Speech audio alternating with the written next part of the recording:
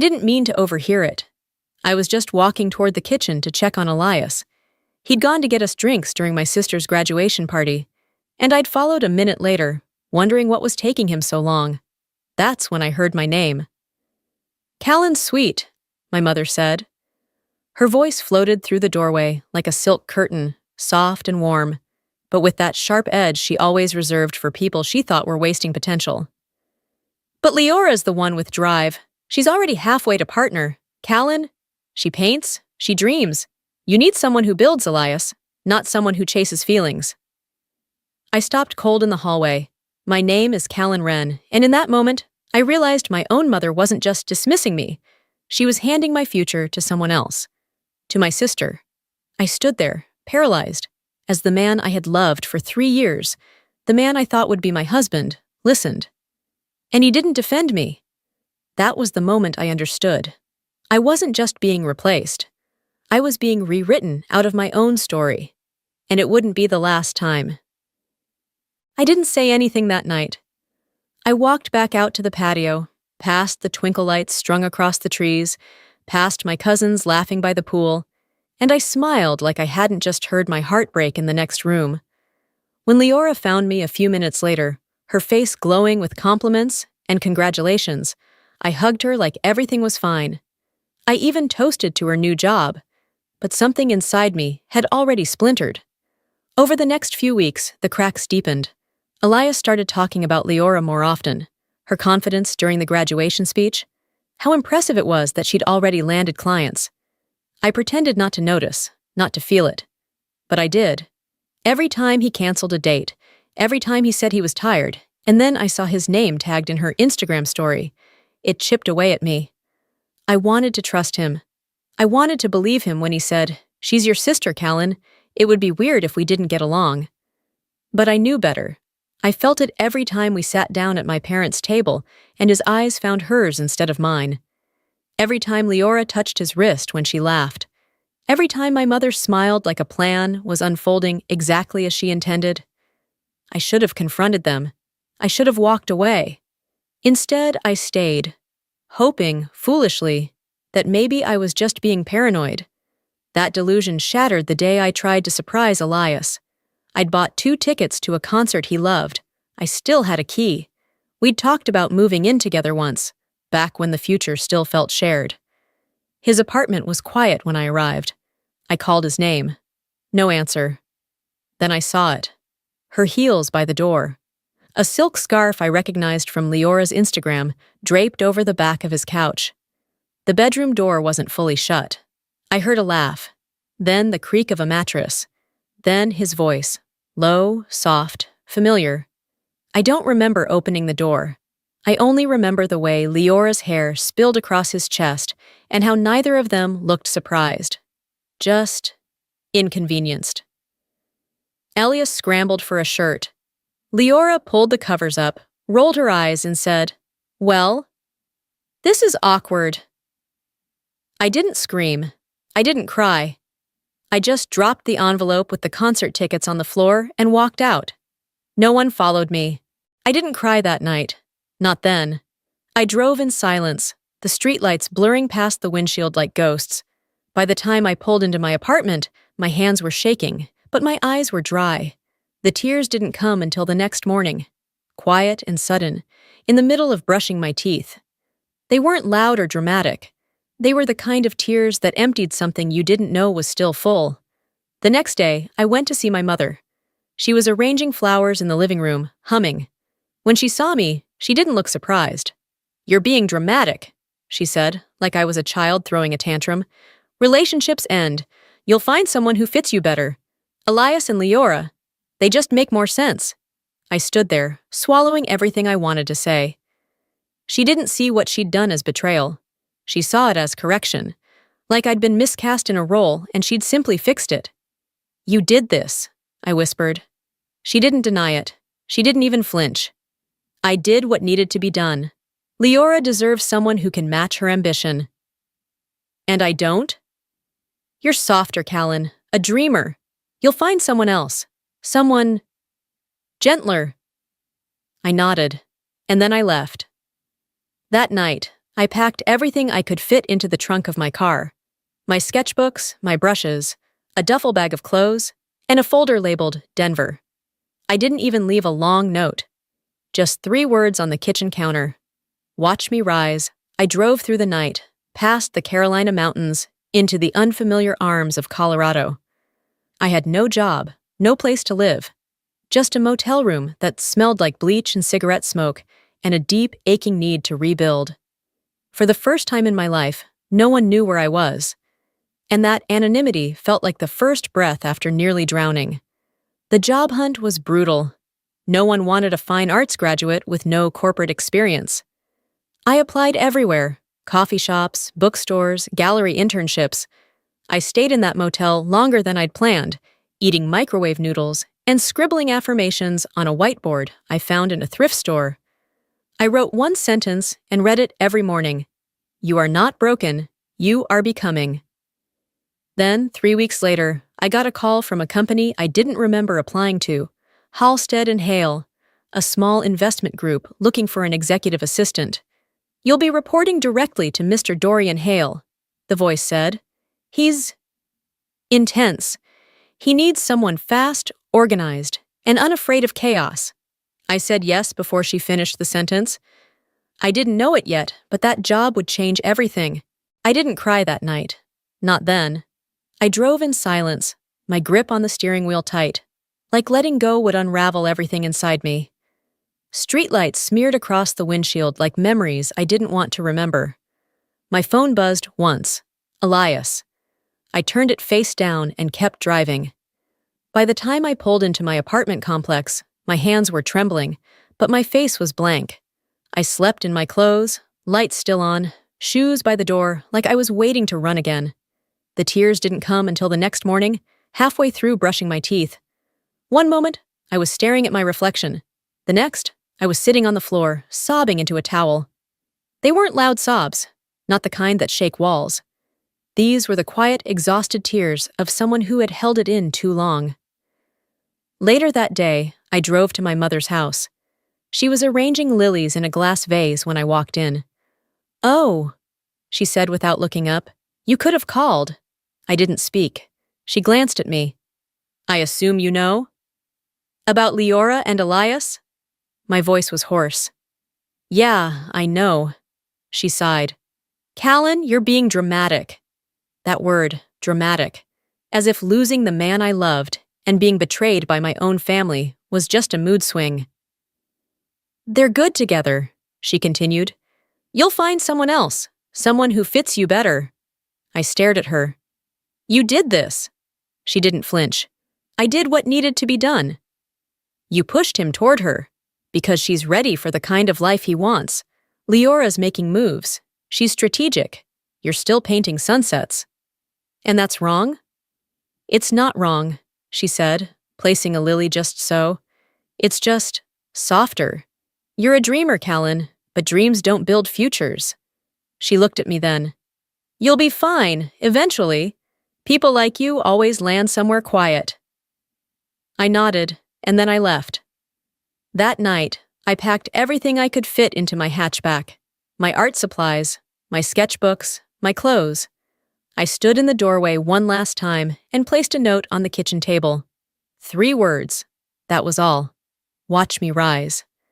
The road out of North Carolina was empty, just long stretches of blacktop and the sound of wind against the windows. I didn't have a job lined up. Didn't even know where I'd sleep after the first week. I just knew I couldn't stay. I drove west toward Denver. I remembered my old college roommate once said it was a good place to start over. Something about the mountains, the air, the space to breathe. When I finally arrived, I checked into a motel that smelled like bleach and stale cigarettes. The walls were thin. The AC rattled, but it was mine.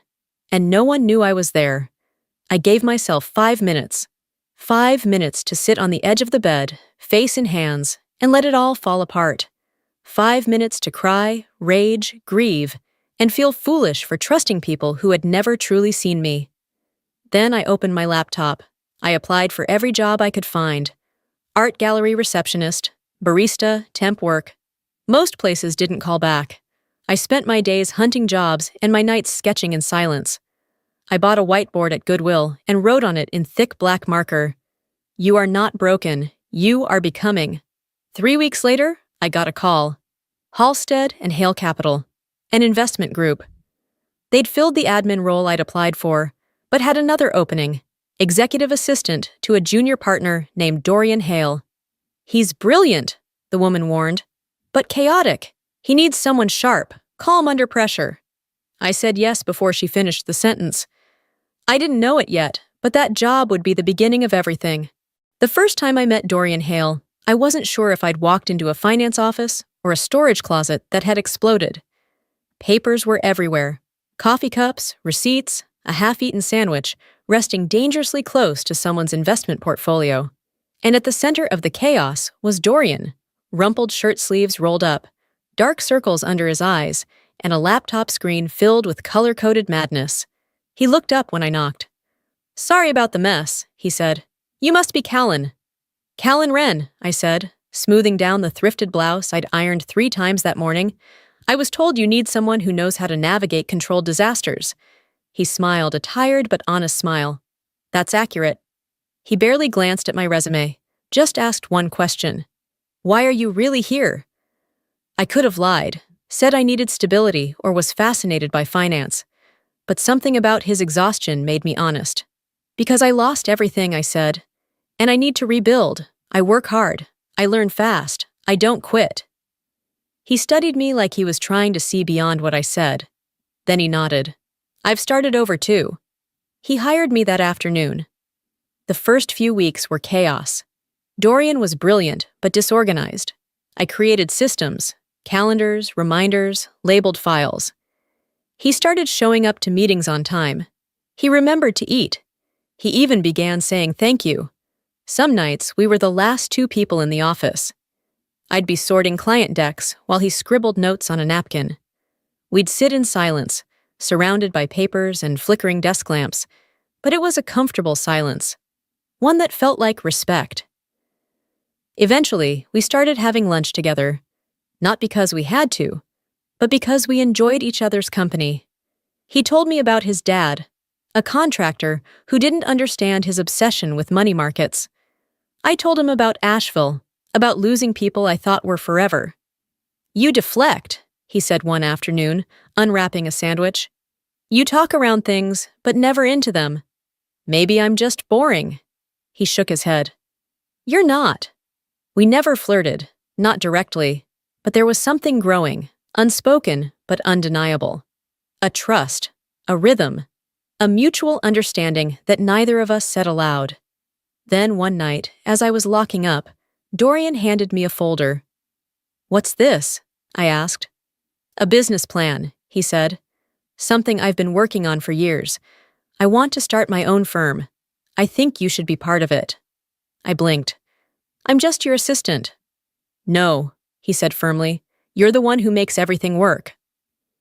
And for the first time since I left North Carolina, I believed someone meant that. Starting the company wasn't glamorous. It was ramen dinners and building IKEA desks at midnight. It was holding investor calls from our living room and learning how to manage risk while using grocery receipts as scratch paper. We called it Hale and Wren Capital, a boutique investment firm focused on sustainable ventures and ethical business. We had no interns, no polished office, just a mission, and 2 people who had decided they weren't broken anymore. 6 months later, during a snowstorm that knocked out the power, Dorian kissed me, soft, intentional, no music, no speech, just 2 people who had been walking parallel paths, finally stepping into the same direction. We didn't label it at first, but after that, everything changed, quietly, naturally, like we'd been waiting to find each other all along. By the end of our 2nd year, Hale and Wren had moved out of our cramped apartment and into a sunlit office above a bakery that smelled like cinnamon every morning. We hired a small team, built a client base. Our firm became known for doing things differently, measured growth, mindful investing, bold ideas delivered with care. Dorian handled vision. I handled structure. He dreamed big. I made it real. One morning, while I was reviewing Q3 numbers at our kitchen table, Dorian slid a folded financial magazine across to me. "You might want to see this," he said gently. The headline made my heart stop. Benton and Wren, legal facing bankruptcy after failed expansion.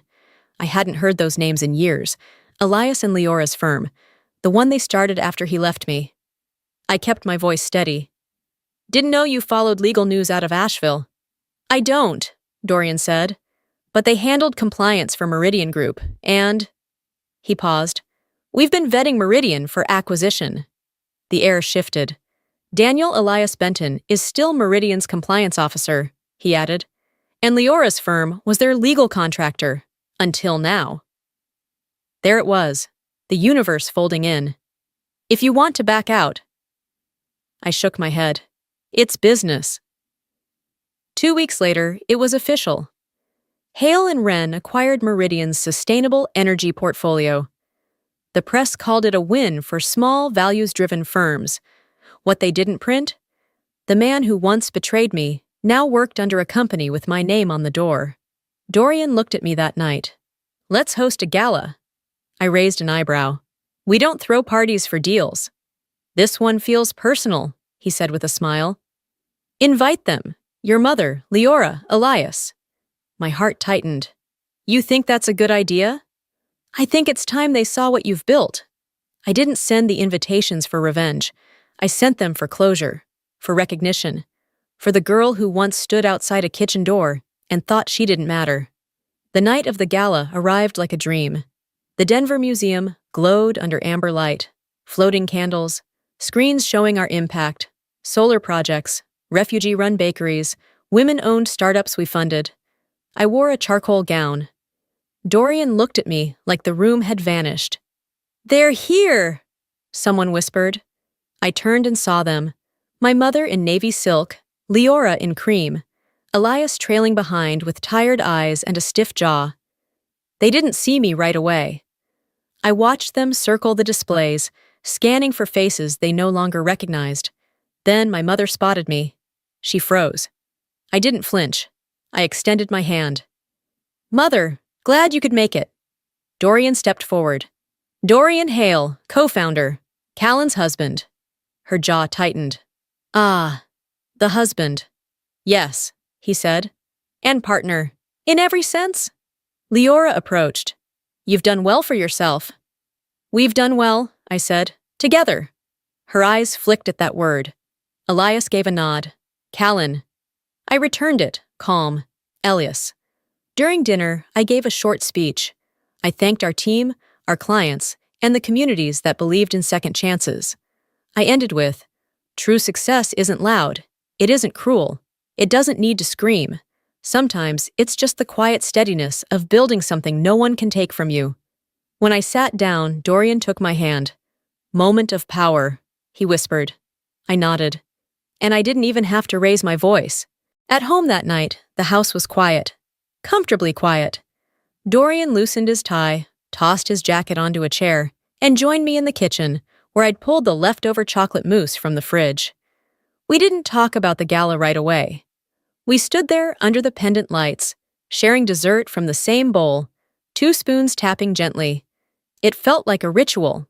Simple. Honest.